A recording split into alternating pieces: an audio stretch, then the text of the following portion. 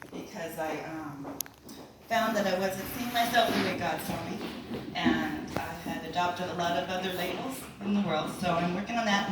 My codependency, financial stability, and self-care. So in this program, I was able to identify those. I've got to start out by saying that I am no way in my comfort zone right here. This is like really stretching and growing me. And this is the first time I've spoke about my whole story like all at once. And it's a very condensed version. I guess I want to say that if I say anything that raises questions from my family, loved ones, or friends, or you're just curious for more, I'll give you more detail later. I'm going to keep it all sort of on the surface, I hope. All right. So I can get through it. I know grace will abound for my nervousness. I'm one of those kids that would have got up on stage and completely froze, forgot the lines, started to cry, and been taken off stage. So anyway, let's see.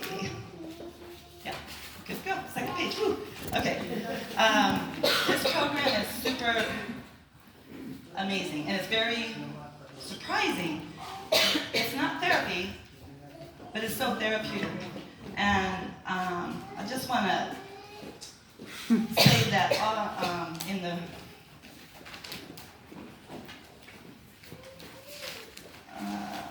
that's so weird.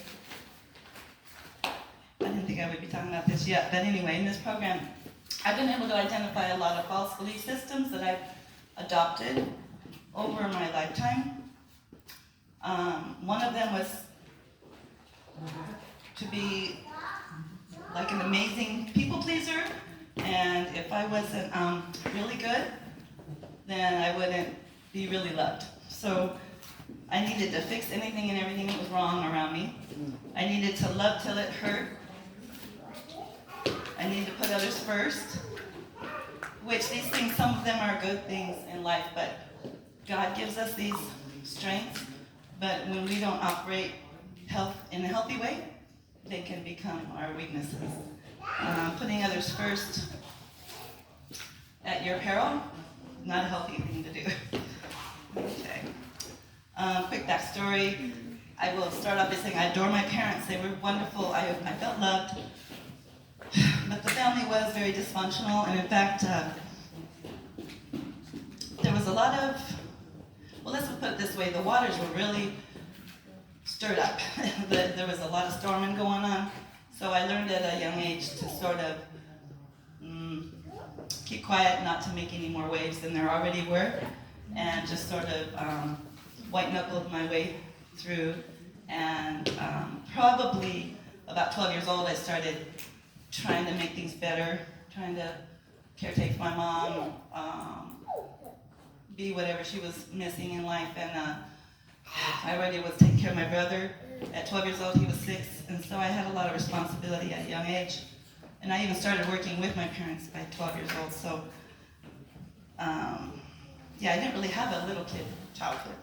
But I did love Jesus as a small child, and at 8 years old, I would wake up and walk to Sunday school, just in Pomona here to First Baptist, all by myself. I'd be the only one, everybody else was sleeping, and I just really wanted to go to Sunday school. And I remember the time change, and I was sitting there, and one of the youth ministers wandered up, and I was like, "Where's everybody?"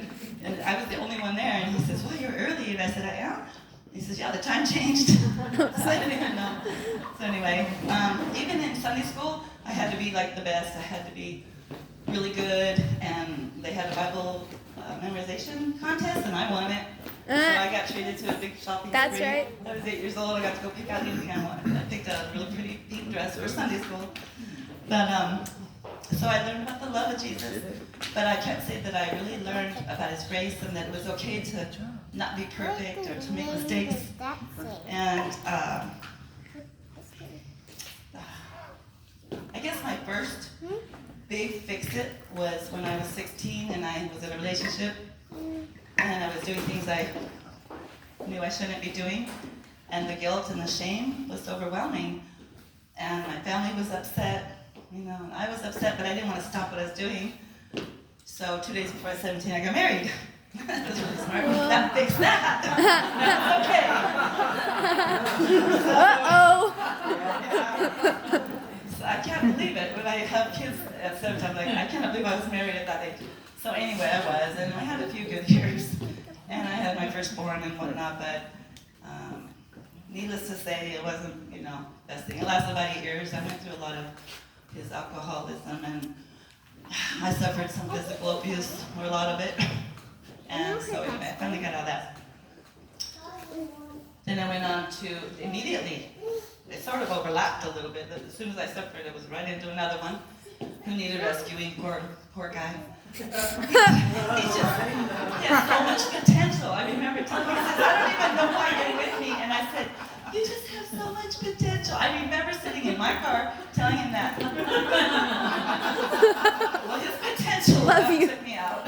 I'm sorry, but I have, so I got my first daughter out of the first marriage, and I got my next 2 out of that one. Thank God for them. And I just don't want to go too much farther with that, other than there was a lot of abuse there, and there was drugs came into the picture for him. And the funniest part of the whole thing is that I just found out when I woke up one morning and I couldn't figure out why I couldn't find my divorce papers, because I never got one. So 25 years later or whatever, I'm still married. Actually, I got my restraining order and I got my child support order. I figured I'm safe. I didn't want to make God mad. Actually, that's an important point. I remembered that I didn't want God to be mad at me for having a second divorce. I was failing. I couldn't handle being a failure or making a mistake or not being perfect. So I didn't get the divorce. I didn't plan to remarry. And so that's that. But the only problem is he's remarried, and he's like, what? No divorce. So that's a whole other thing. So I went on to, another relationship. That was another 8 years down the tubes. And then, 25 years of marriage. No. 30-some years of marriage. Dang, that's good. So my next relationship, about 13 years. That's inspiring. I just want to say that in all those relationships, I was really working so hard to be everything they needed or wanted. And they pretty much got everything they needed and wanted. But I completely lost who I was. I had no direction or dreams for myself. Any dreams I had been dashed in front of my face, so I was afraid to even dream anymore. And I still had the Lord, but I was a lone ranger in it, because by this time, those years with Nancy were great. The Lord blessed me. I had Sundays off, and I was able to serve in Sunday school, and the kids were planted in the church, but then all of a sudden my schedule changed, and I didn't have Sundays off anymore. So when I stopped serving, stopped going, all of a sudden at Kayla and Joshua's tender age, we weren't in church weekly. You offered to pick them up every Sunday to take them, though. But I needed to be the one taking care of everything. I could not, do unto others as you haven't do unto you. I will do unto others, but heaven forbid they do for me. I couldn't accept. Yeah, I should have accepted, but I wasn't in that place of being able to accept that wonderful, generous offer. So anyway, all these years went by, and I wasn't in church.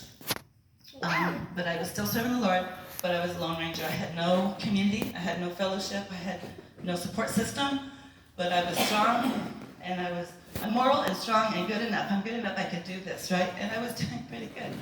But I didn't realize how white my knuckles were, and I didn't realize that I wasn't equipped and prepared and strengthened when things really took a turn for the worse, when life came crashing down on me. So I'm glad that you got to hear the good news.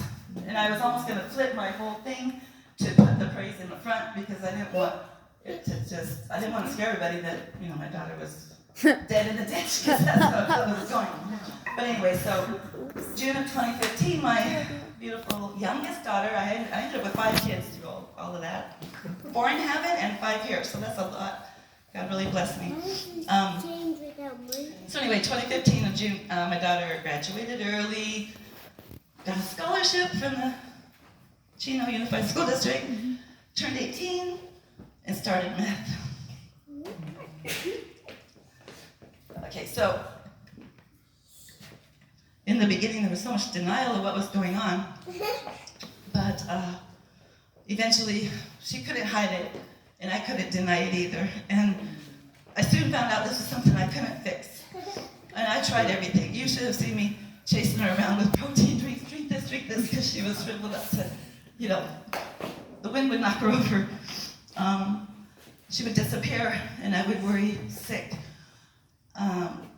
envisioning all the worst, prepared to get that call that she was dead. I planned her memorial in my head. I knew the songs. I knew what I would say. That's a horrible place to be. And then when she would come home, I'd be so grateful. So we go out, I got $80 worth of chocolate, peanut butter, cereal. If I didn't have everything perfect, then she'd take off again. Let her sleep and recover. And I thought, oh good, she's home. Everything's gonna be okay. Only for the cycle to start up again, and she'd be gone again. So this went on for such a long time.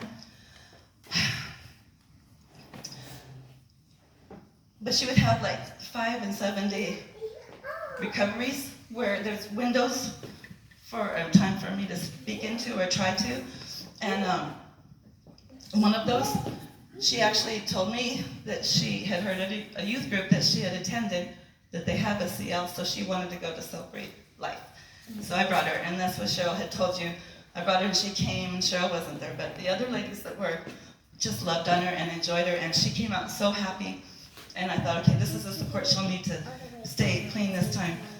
And she was really happy, couldn't wait to come back the next week, but by the next week she was out again, gone. So I just was so disappointed, and I came to tell the ladies, I'm so sorry, but my daughter is not gonna make it. She's out again, so just keep praying for her. And she really enjoyed you guys, and she felt the love, so. And they said, well, won't you stay? And I'm like, no, I'm good, I'm so good. She's not the only one in my life that is broken or was broken or that put me through it. I had a lot of people that was like, no, I'm trying to get like 10 people here, but I don't need to come. But they loved me enough, and they just talked me into it, and I stayed. And, in all honesty, I was so involved in what was going on in my chaos, I wasn't real faithful to my attending. But they always made me feel welcome, and they gave me that grace, which is what I needed, and so I would come as much as possible. If Kayla happened to pop up home, I wouldn't go anywhere. I had to stay right there. I didn't want to let her out of my sight. And then, anyway, though, eventually, I got very grounded there, and found a lot of strength. I learned a lot of my codependent, behavior and how I was enabling Kayla's actually situation to continue. I couldn't follow all the instruction people were giving me in the world and everywhere, just locking the door, putting her out, drawing the boundary, put the hammer down. I couldn't do that because if I kicked her out and she were to die, I would have never been able to lay, I had to lay my head down on a pillow at night. So they understood it in CL. They allowed me to work in my own pace. And it's really a beautiful thing. The program really got me through that. I was at a point, like that song we sang, I Am. I was in Celebrate Life singing that, and I couldn't even sing it. I was so broken. I was so desperate to be able to hold on. I was holding on by a thread, and I just broke down. That song just tore me up. And one of the gals handed me, tissue, because I was just blubbering, crying everywhere, and I couldn't even sing. Crazy. And then the beautiful thing is, like, a year later when she was recovered and we were both in Seattle, we were singing that song, and it's such a happy song, and it's such a celebratory song, so I was very blessed that we played that tonight. She's such a mighty warrior for God, and the neat thing is that we can see now how God was with us through that whole thing. There was a time when I was just telling her, you've got to stop, you're not gonna make it. There's a point where God can't. It's not going, he's going to turn away or something. I don't know what I told her, but she was like, where's your faith? She's high as a kite. Where's your faith? Oh man, God finally met his match. Finally there's something that, God can't conquer, and I'm sitting here. She's out of her mind high and telling me all kinds of stuff. I'm like, oh, you don't think I just shrank? And I'm like, you're right. Oh, that was hilarious, But there was another time when I was at work and I was just really out of faith, and I am ashamed to say this, but it's the truth. I was, okay, devil, just take me. Take your hands off her. I can't do this anymore. Take your hands off her and just take me. And then immediately, it's like, can't trust him. He'll just take her and you. I'm like, well, I have no options. And God was just so faithful to me. And he said 2 people that day, I'm not going to go into detail, but they never come to Home Depot. One of them is very close to her and knows her very well, a youth pastor. And they talked to me and prayed me through. And I just got to mention that in Celebrate Life, I put a connection from that moment, that day, which was a turnaround. The Lord really used it to build me up. Work and Celebrate Life in book 1. A question of, how do you reconnect to God when you feel separated or distant? And I realized that when my baby died after 8 hours, I was so mad at God. Like 2 weeks later, a month later, everybody else was moving on and I couldn't. And I got mad at him and I told him how much I hated him and why would he do that to me? I was always so good. I really was, except for getting married at 16. So I was mad, and then I was just on the floor crying, and I reached up to my dial phone, pulled the receiver down, dialed my church, talked to the receptionist, she prayed me back.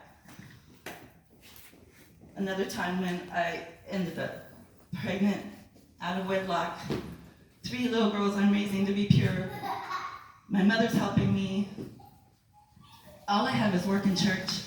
I was so embarrassed and ashamed. Never considered abortion, but it became like a possible solution for this horrible problem I got myself into. And I couldn't believe I was considering that, and I was just crying on the floor again. And I found a notebook that I had written 6 pages of scripture trying to help 6 months prior a girl not get an abortion. And I was praying and fasting and talking to her, and I gave her every scripture about the beauty of, life. And there was a number for a pregnancy counselor from a church there, and I read that, I saw my own writing, and I saw that number, and I called. So once again, I'm crying on the phone, calling, dialing a number, and she prayed me back. And I was all of a sudden restored, and I stood up, and I have my amazing you. Anybody that knows me knows how much I love my son. That's him. So praise God for that.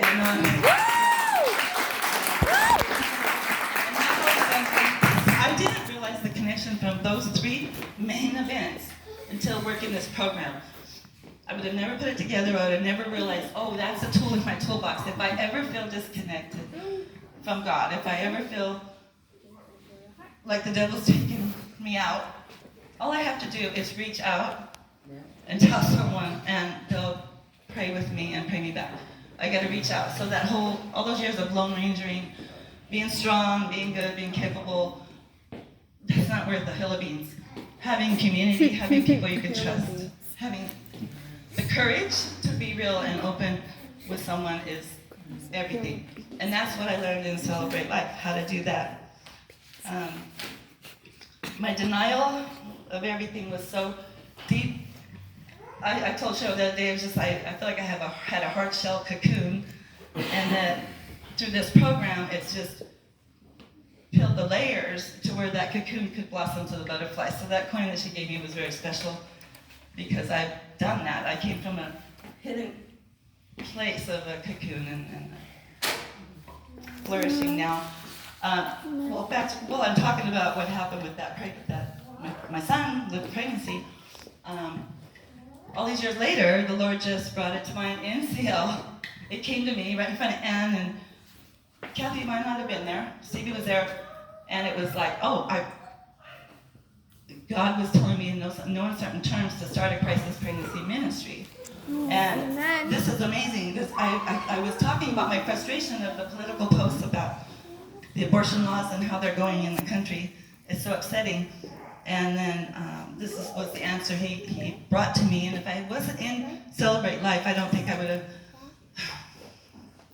just been settled and quiet enough and intentional enough to seek God's direction for my life, to get that calling. So that's launching in February. We're gonna have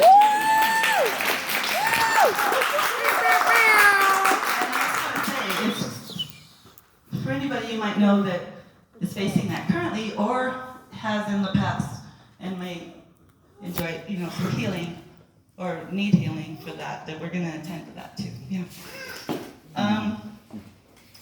So besides that, oh my gosh, I gotta hurry probably. What time is it? No, you're good. You got like. Oh, okay. I was just gonna tell you really quick. My codependency is so bad that I'm the queen.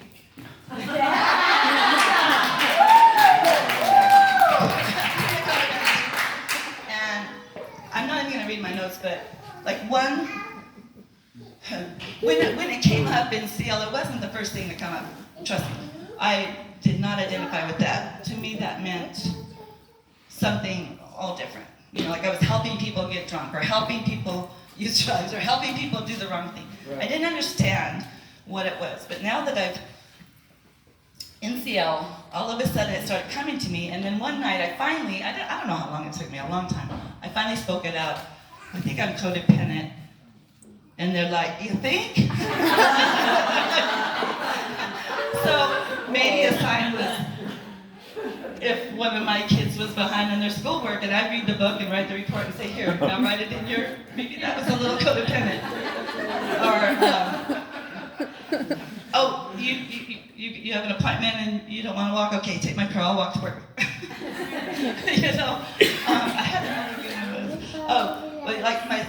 When my kids are afraid to even tell me, you know how you have a thought like you might want to get a new dress, or you might want to have a new this, or someday you'd like to do something, or you want to try to achieve something. Well, if they mention it to me, I would just take it over and I would make sure it happened, I would get it done. And so it got to where my kids, I'd be the last to know anything. I'm like, what is going on here? And you could ask her, she's nodding her head. She's so afraid to mention any need that she would have, because she knew I would go through hell and high water to make it happen. And even if it meant sacrificing myself, so yeah, I'm walking home from work while Kayla and her boyfriend are off doing something. I don't know what you guys are. Or my money, I'll pay your bills and let mine go. I would give everything away, my time, my money, my energy. But now, through this program, it's just, once I realized it, it didn't really take long to really rein it in. I could say no. I've said no like 4 times a day.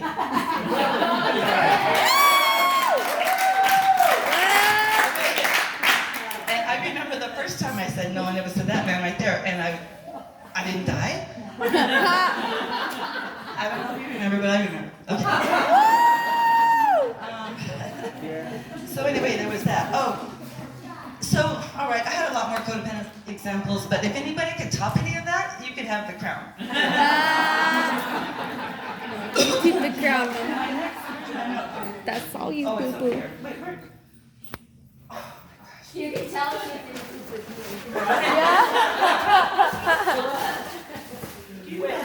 Oh, here. Okay, I'm gonna lose my crown. Well, You'll never lose your crown. Because I am not the queen of codependency. Now I'm a daughter of the king. Oh!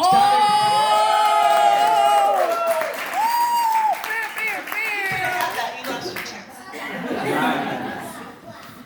So here's another thing. Now to the next thing I'm working on in my recovery, and that's my identity. We've all been speaking it out. We don't really know how to term it, so now we call it identity recovery. All right. I might need 2 hands. Here, Kayla, come. Oh, Kenzie, come help me. All right. One thing I had was I'm not enough. And actually, there was not enough of anything. There's not enough money, there's not enough time, there's not enough energy, there's not enough anything for anything really good to happen. But mainly, I'm not enough. But now my new name is I'm more than a conqueror. Romans 8:31. Wow. Amen. The next one is unwanted. If I wasn't perfect, I wouldn't be wanted, I wouldn't be picked. But now I'm chosen. Woo! 1 Thessalonians 1:4 and 1 Peter 2:9. So I'm a chosen one. Amen. Woo, woo, woo. I gotta wear all my new labels. I'm broken. I'm broken. I even had a definition for broken. Look it up. Now I'm brand new. 2 Corinthians 5:17. Amen. Yeah. Ooh, ooh. All right. I was a slave to fear. Don't go there, don't do that, it's too scary. Just stay in your comfort zone. Don't say yes when they say be the women's director. Like, don't say yes when they ask you to lead a small group. Don't say yes when your head's telling you to start a crisis pregnancy ministry. By the way, I have no idea what I'm doing on that. I had no idea, and I'm driving up to connect with someone for resources and that, and I'm like, I don't know what I'm doing. I have no idea what I'm doing or why I'm doing this. And God said, that's good. Now I can do it through you. Oh. So basically, that's all I'm doing in my whole life is just showing up and letting Him. In fact, I thought about it. It was sort of like, you know how you used to say, don't take the wheel, or we take the wheel, we give it back, we take the wheel, give it back. Well, I'm picturing an airplane, and He's the pilot. Oh. So, am I going to sit back in the cabin and just let Him take me? It doesn't work that way. I have to be the co-pilot because He's going to be leading the flight, but He's going to call me to do a lot of the work. Oh. Thank you. A lot of work. Okay, I'm a child of God instead of a slave to fear. All right. Amen. I have too many. Little value. You know what that means. I'm greatly loved. Romans 5:8. Not as pretty, smart, capable, or as good as others. Has anybody else ever felt that way? Yes. Thank you. We are His workmanship. Woo! I'm a masterpiece. Ephesians 2:10. Read it. It says that we are. We have to believe the Word of God. Worthless, not equipped. I already told you. I'm His messenger. Acts 1:8. I'm His messenger. Wow. Which is why I'm doing this, even though I'm Yeah. freaked out. I'm a mess. I am a mess. I'm a super hot mess. Jesus I'm not loves- as messy as I used to be. I'm messier than I will be. Yeah. I'm a temple of the Holy Spirit. Oh, 1 wow. Corinthians 6:19. Amen. A lone ranger. No, he's my friend. John 15:15. 15:15. Aw. Here's the last one. Okay, common and ordinary. No, I'm a kid of the king. I'm royal priesthood. 1 Peter 2:9. Woo! The masterpiece one's my favorite, and Ephesians 2:10. I'm going to read. For we are God's masterpiece. He has created us anew in Christ Jesus, so we can do the good things He has planned long ago. Before I was even born, my plan was set, and it feels so good to be walking in that plan finally. Do you know how old I am? I'm really old, and it's such a shame. I did go to CL those years ago because Pastor Ralph told us all to do it. We went, you went, but we didn't stick with it. But I was so bad in codependency, I didn't stay long enough to find out any of this, but so bad that my second time, I was drawn because it's my oxygen, right, to fix someone, to be helpful to them. So this girl that was 2 days clean and had a daughter and had a lot of drama and trauma in her life was going to court and have this and that. I ended up going to court with her. I served her papers to her ex. And then she started accusing me of flirting with him. You were in the car when I served the papers, I think. And so it was just it was horrible. She accused me of messing around with her boyfriend. It was just awful. I should have never. I'm just like, what am I getting myself into? Anyway, that was a side note. But yeah, well, no. If I'd have stayed in the program, then can you imagine? You guys, can you imagine how different if I would have been able to? But you know that timing must be God's timing, and I'm just glad it happened now. But for any of you that have any little thing in you saying, well, maybe I could check it out, please do. The sooner the better. And like everybody has said, oh, I had so much more. You should see the stack of papers I had. 60 years of life, but I think I gave you an idea of what's going on. And I'm a work in progress, and I do believe in the program. I think that's it.